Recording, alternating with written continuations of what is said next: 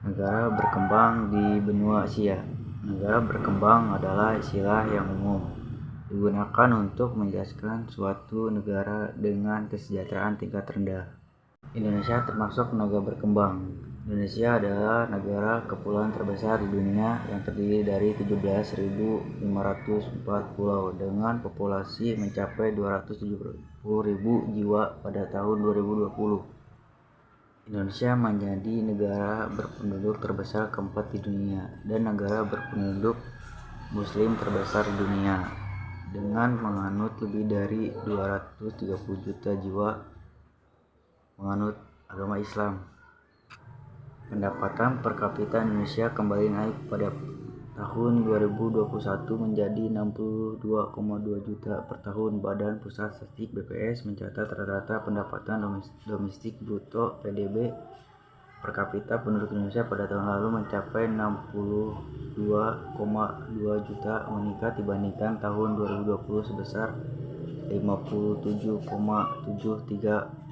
Kedua adalah Malaysia. Malaysia adalah sebuah negara federal yang terdiri dari 13 negeri dan 3 wilayah federal di Asia Tenggara dengan luas 330,803 km persegi.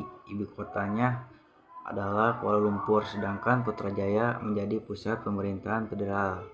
Jumlah penduduk negara ini mencapai 32,730 juta jiwa pada tahun 2020. Negara India menjadi negara berkembang pertama. Pendapatan per kapita masih rendah, yaitu 3.460 US dollar per tahun.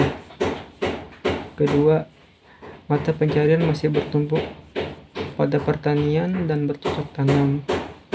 Pendidikan di India 49 capital index. Kesehatan di India 69,66 angka harapan hidup. Thailand adalah sebuah negara di Asia Tenggara yang termasuk menjadi negara berkembang. Pendapatan per kapita sebesar 17.730, keseimbangan daya beli dolar.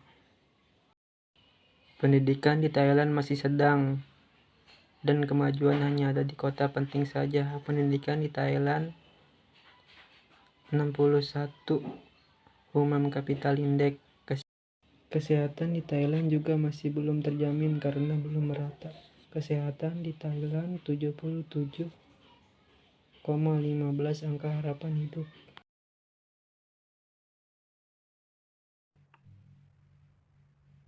Negara maju di benua Asia adalah negara berdaulat yang memiliki kualitas hidup yang tinggi, ekonomi yang maju, dan infrastruktur teknologi yang canggih relatif dibandingkan dengan negara yang kurang maju lainnya. Yang pertama ada Singapura. Singapura adalah pusat keuangan negara di dunia. Yang ketiga, dan sebuah kota di dunia kosmopolitan yang memainkan peran penting dalam perdagangan dan keuangan internasional.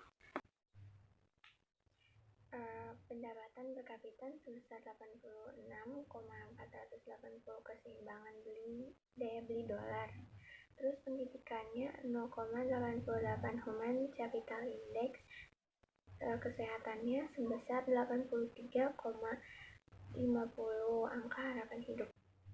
Indikator yang menjadikan Singapura negara maju, bidang industri dan jasa telah berkembang, pusat perdagangan di kawasan Asia Tenggara dengan dilengkapi sarana prasarana yang modern, wilayah yang strategis, keadaan politik dan keamanan yang stabil, terus pendapatan per kapita yang tinggi, SDM yang unggul dan terampil. Yang kedua, ada Jepang. Jepang adalah sebuah negara kepulauan di Asia Timur, letaknya di ujung Samudra Pasifik di sebelah timur Laut Jepang dan bertetanggaan dengan Tiongkok, Korea Selatan, dan Rusia. Pendapatan per kapita sebesar 43,760, keseimbangan daya beli dolar.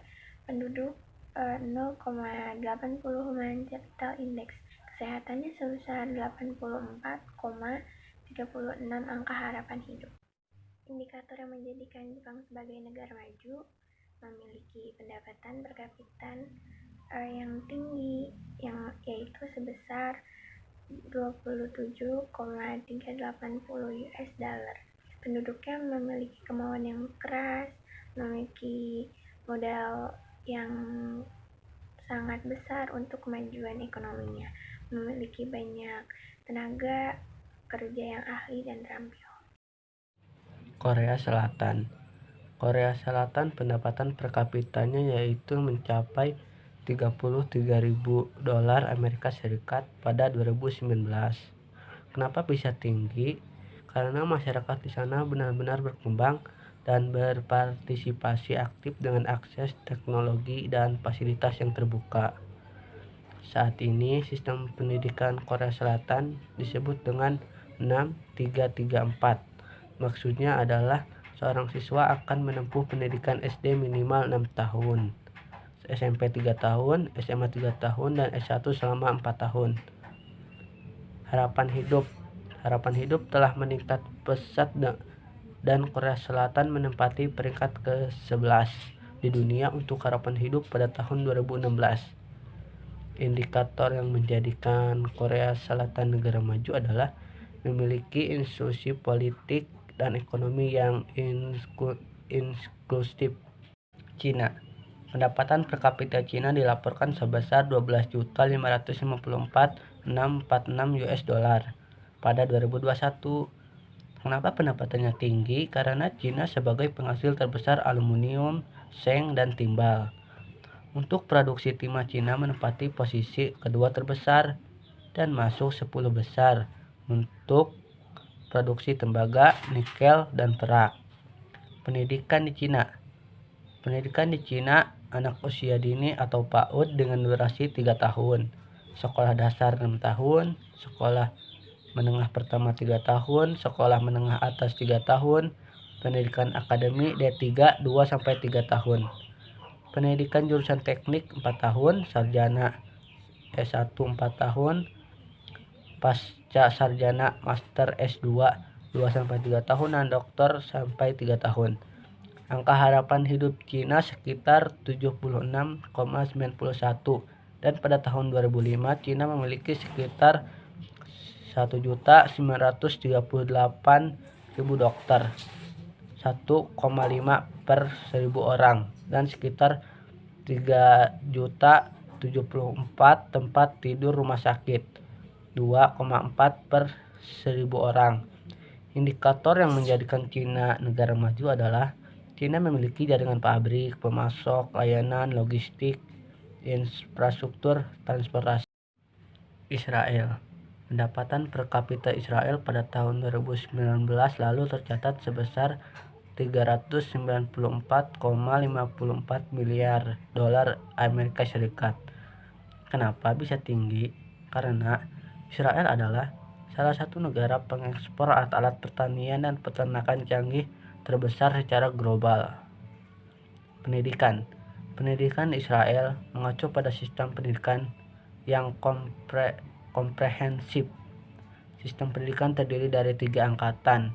Pendidikan dasar kelas 1-6 sekitar usia 6-12 tahun, sekolah menengah kelas 7-9 sekitar usia 12-15 tahun, dan sekolah menengah kelas 10 sampai kelas 12 sekitar usia 15-19 tahun. Kesehatan di Israel bersifat universal dan partisipasi dalam rencana asuransi kesehatan adalah wajib. Pada akhir 2014 ada 85 rumah sakit di Israel, 44 rumah sakit umum, 12 rumah sakit kesehatan mental, 29 rumah sakit khusus, pusat geriatri dan rehabilitasi, serta 278 fasilitas perumahan jangka panjang. Indikator yang menjadikan Israel negara maju adalah perusahaan-perusahaan teknologi tumbuh sangat subur di Israel.